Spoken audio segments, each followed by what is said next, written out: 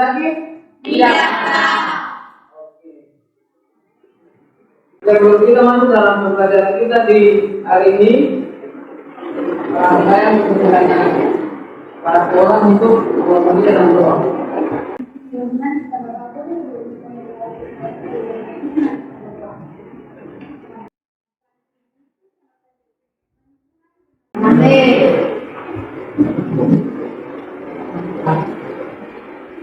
Dalam warga negara yang baik, agar kita mengikat pada laku kebangsaan.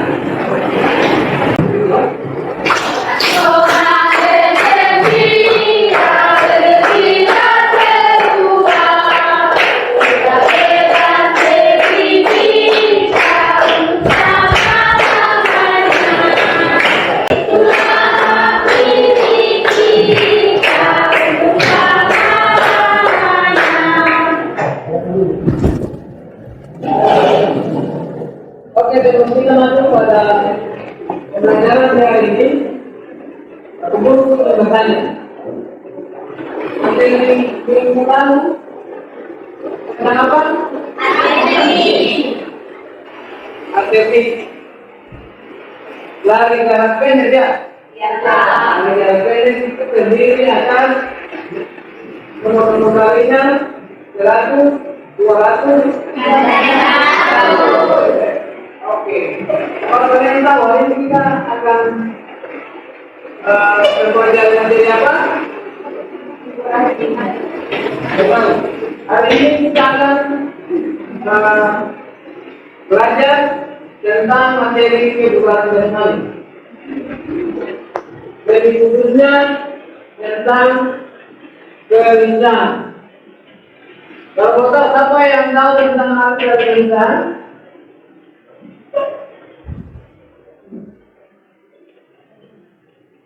Kesusahan adalah kemampuan seseorang untuk bergerak dengan cepat dan membahara dengan tanggapan tanpa kehilangan keseimbangan dan sadar akan eksekutif.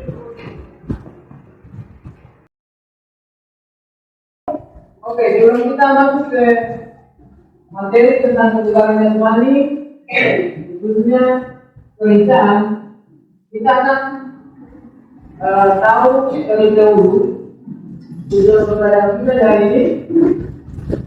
Tujuan pembelajaran kita hari ini yang paling pertama sekali, siswa dapat menyebutkan konsep pelatihan kebugaran jasmani. Kemudian yang kedua, siswa dapat melakukan latihan kerinduan. Yang ketiga adalah siswa dapat melakukan latihan kerinduan secara berkelompok atau berguru dengan memperhatikan kondisi lingkungan baik fisik dan psikis. Dan komponen yang ketiga nantinya, ketika kita selesai pada poin yang pertama dan yang kedua, kita akan memperhatikan latihan kerinduan di lapangan lebih. Oke, kita masuk pada pengertian dari kebugaran jasmani. Kebugaran jasmani adalah kesanggupan seseorang untuk melakukan pekerjaan produktif sehari-hari tanpa adanya kelelahan, kelebihan dan masih mempunyai cadangan tenaga untuk menikmati waktu sebenarnya dengan baik. Jadi kebugaran jasmani ini berhubungan dengan kesanggupan kita untuk melakukan suatu kegiatan tanpa merasakan kelelahan yang berarti. Jadi dia masih punya tenaga untuk melakukan pekerjaan lain dan pekerjaan yang tidak sulit. Kemudian yang berikut, faktor-faktor yang mempengaruhi kebugaran jasmani itu adalah yang paling pertama adalah masalah kesehatan. Kalau kesehatannya terganggu berarti otomatis semua kita dilakukan pasti terganggu. Yang kedua, masalah gizi atau kondisi yang biasanya ketemu itu akan meletakkan energi yang baik. Jadi kalau misalnya gizi tidak masuk untuk tubuh kita berarti otomatis kita tidak bisa beraktivitas secara baik. Itu karena kekurangan gizi. Yang ketiga, masalah fisik. Terkait misalnya usia, kemudian rekonstruksian, dari itu, kemudian intensitas latihan dan volume latihan. Faktor yang mempengaruhi kesegaran jasmani seseorang yang kita itu komponen-komponen kebugaran jasmani. Dalam kebugaran jasmani itu ada 11 komponen utama yang perlu dipelajari oleh seorang siswa atau seorang atlet untuk mendapatkan kebugaran jasmani yang baik. Yang paling pertama itu faktor daya tahan jantung, peredaran darah dan paru-paru. Jadi kalau misalnya seseorang jantungnya sudah bagus, berarti dalam melakukan kegiatan aktivitas apapun, pasti dia terganggu karena jantungnya lemah. Sehingga ketika latihan berat seperti kebugaran jasmani, orang yang jantungnya itu tidak perlu diberikan latihan. Kalau tidak diberikan latihan, berarti jantungnya bermasalah. Kemudian yang kedua, kemampuan adaptasi biokimia seperti jumlah enzim dalam darah dan konsentrasi asam lambung dalam darah. Yang ketiga, bentuk tubuh. Bentuk tubuh juga berpengaruh terhadap berbagai macam latihan. Jadi misalnya seseorang mempunyai bentuk tubuh yang tidak ideal, jadi artinya bahwa seseorang yang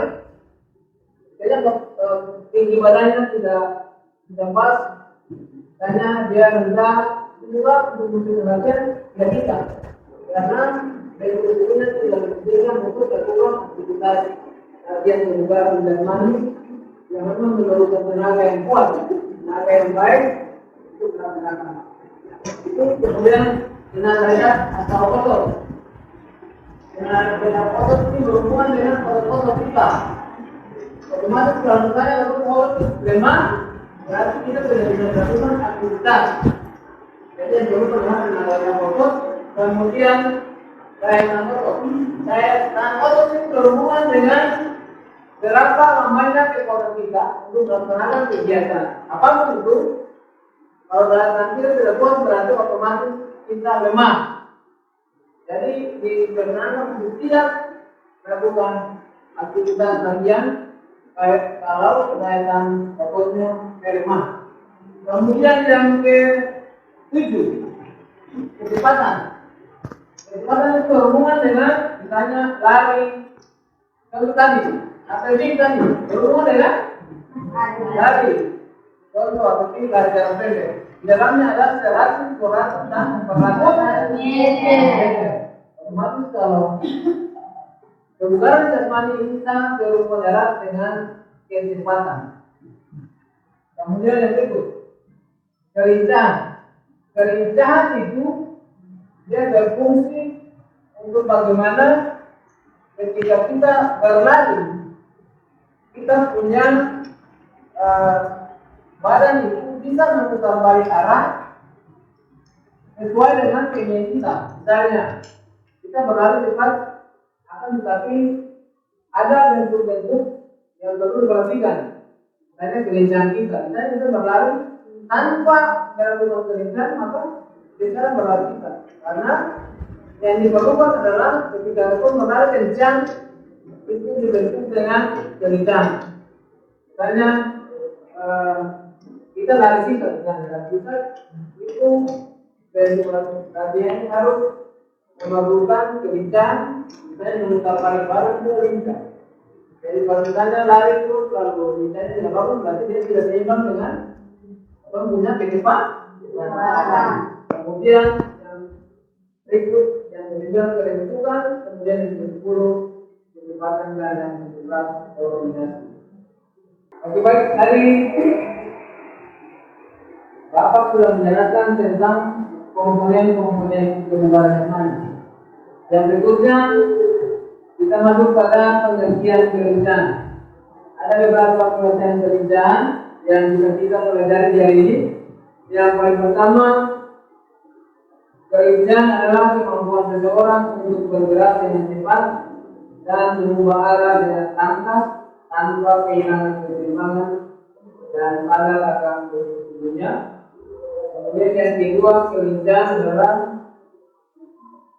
kelincahan sangat diperlukan untuk cabang-cabang olahraga permainan seperti bola voli, bola basket, sepak bola, hoki, softball, dan sebagainya. Ciri latihan kelincahan atau agility. Yang paling pertama itu bentuk latihannya harus ada gerakan, ergonomistik dan arah badan. Yang kedua, rangsangan terhadap pusat saraf, sangat menentukan berartikulasinya pada latihan kelincahan. Ingat koordinasi dan kecepatan merupakan unsur yang urgent bagi baiknya kelincahan. Yang ketiga, adanya rintangan-rintangan untuk bergerak dan mempersulit kondisi alat atau lapangan. Yang keempat, ekonomi waktu yang pasti dalam latihan. Itu ciri-ciri latihan yang kelincahan. Kemudian bentuk-bentuk latihan kelincahan. Yang paling pertama itu mengubah gerak lurus yang disebut dengan sateran. Itu bentuk latihannya, bentuk latihan kelincahannya. Pertama, mengubah gerakan lurus, gerak arah lurus atau sateran. Yang kedua, lari bolak-balik. Itu yang latihan kita. Yang ketiga itu mengubah posisi tubuh jongkok berdiri.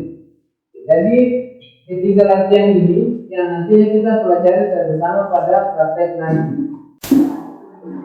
Oke, setelah perjalanan dari Bapak, kalau kalian sudah puas? Sudah. Sudah mengerti? Bisa. Oke. Begitu kita masuk ke pembelajaran yang berikut. Kita akan menonton video pembelajaran yang nantinya kita akan praktekkan pada saat nanti di depan. Assalamualaikum warahmatullahi wabarakatuh. Halo anak-anak, kali ini Pak Yusuf akan berikan sebuah materi tentang kebugaran jasmani komponen kelincahan.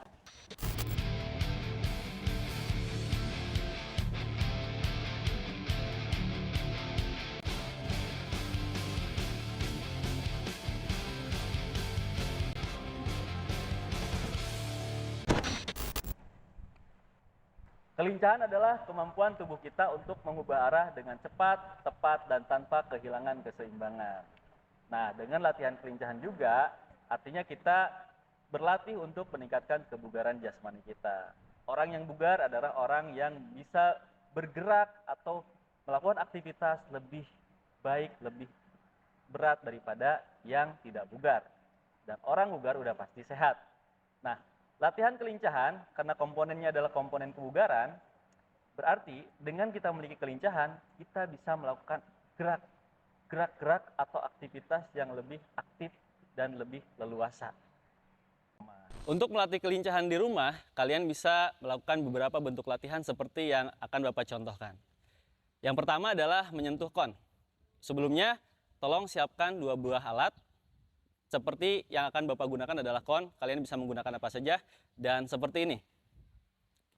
Oke, tempatkan 1 buah benda di samping kanan kamu dan 1 lagi di samping kiri kamu.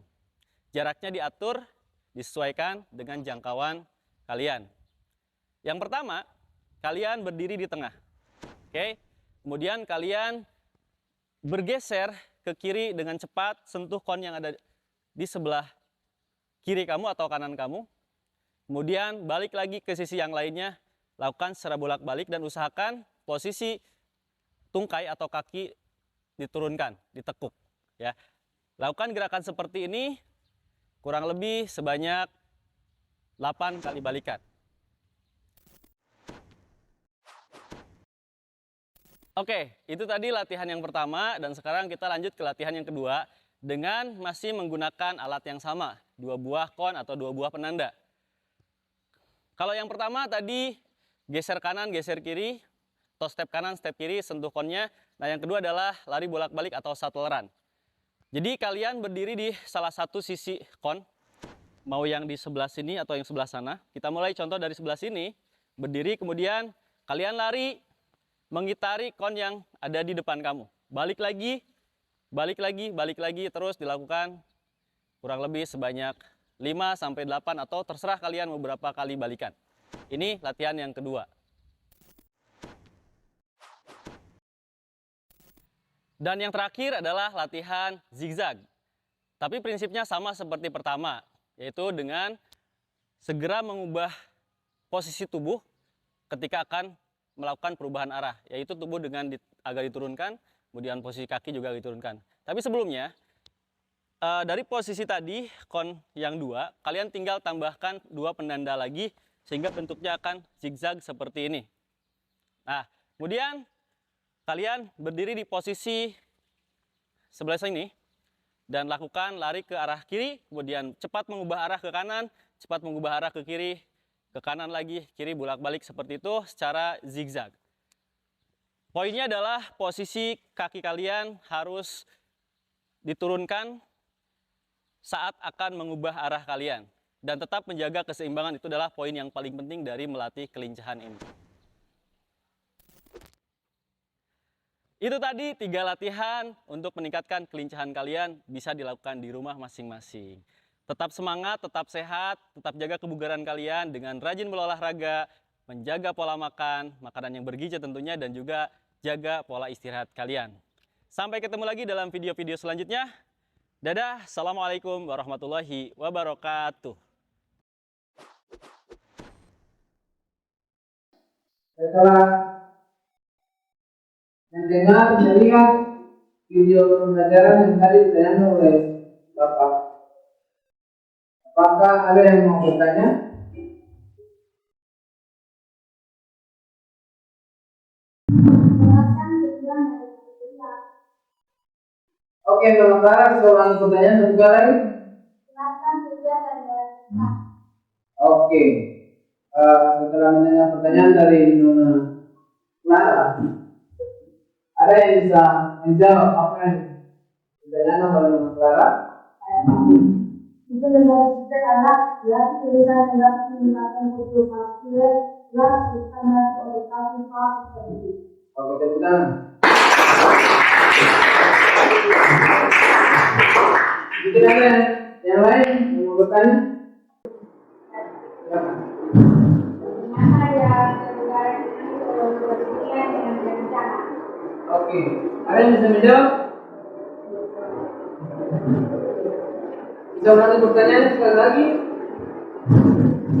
Mengapa dia terlibat dengan berencana? Oke, perhatian ini. Kenapa kebugaran jasmani selalu berhubungan dengan kelincahan? Karena di dalam kelincahan itu ada berbagai macam teknik kelincahan. Ketika seseorang berlari untuk mencapai suatu tujuan, dibutuhkan suatu kelincahan, karena dia mampu untuk mengubah arahnya pada saat dia sedang berlari, karena pada titik tertentu dia bisa mengarahkan badannya sedemikian rupa sehingga dia bisa merubah gerakan yang tadinya berlari sangat kencang, dia bisa mengubah arahnya sesuai dengan kelincahan yang dimiliki oleh seorang atlet atau seorang siswa. Jadi kita buktikan pada saat dirinya tentang kelincahan arah dan beberapa gerakan beberapa jadi kita lakukan. Kemudian ada lagi?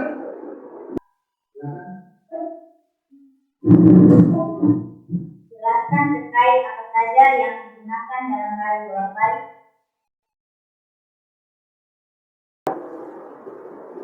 Dari bolak-balik artinya dia berada dengan kecepatan tinggi. Akan tetapi dia bisa mengubah arah berlarinya dengan cepat. Artinya bahwa dalam orang harus menguasai lari bolak-balik dengan baik.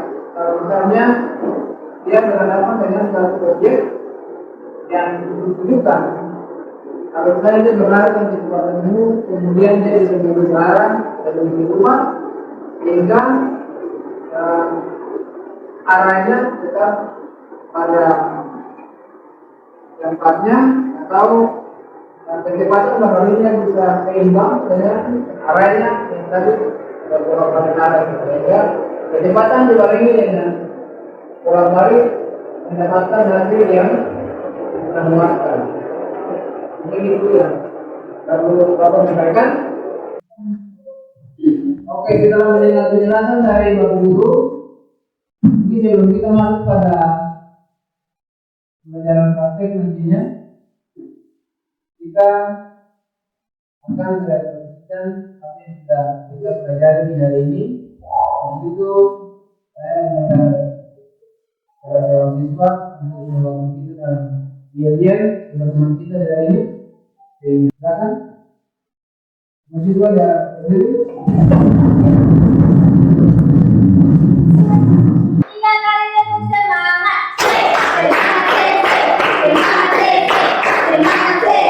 Oke, terima kasih tepuk tangan. Sekarang kita semangat, diam-diamnya sangat bagus sekali. Begitu kita semua akan berlari ke lapangan untuk praktek. Begitu kelompok yang ini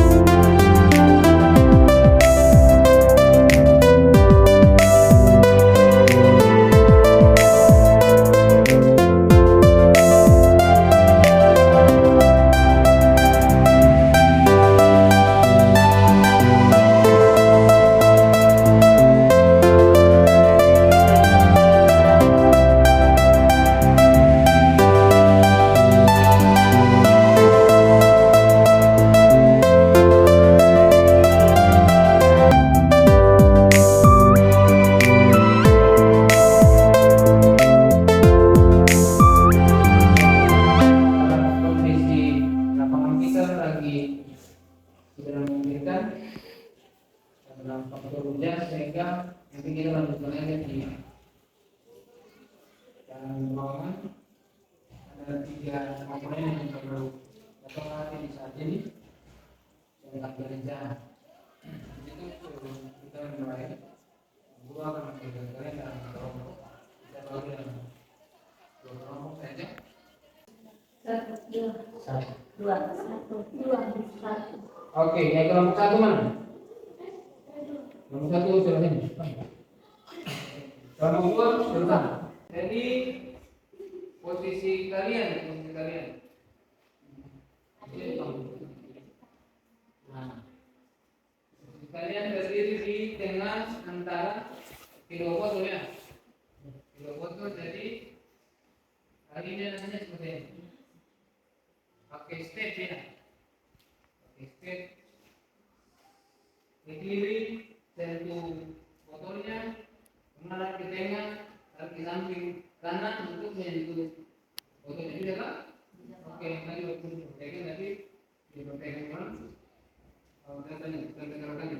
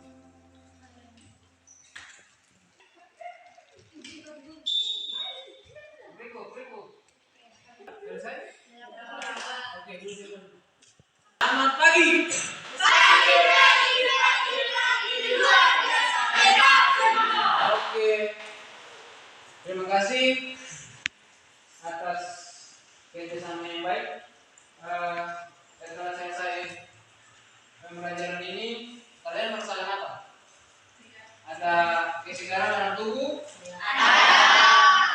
Dengan keringat yang jatuh ada?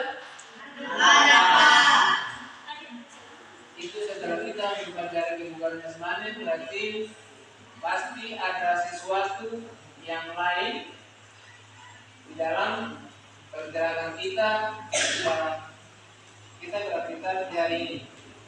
Untuk itu lewat materi kebugaran jasmani kita bisa meningkatkan daya tahan kita, meningkatkan otot kita, meningkatkan kelincahan kita, meningkatkan berbagai macam aktivitas yang perlu kita laksanakan. Untuk itu di hari ini materi kita cukup sampai di sini. Lalu sebelum kita keluar dari ruangan ini, saya mempersilakan seorang siswa untuk membawa kita dan doa sebelum kita keluar dari ruangan.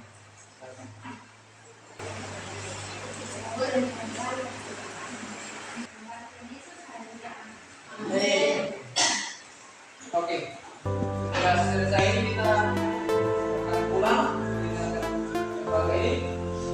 Itu sebelum kita berangkat dan menjadi kita ada cara bersama kita.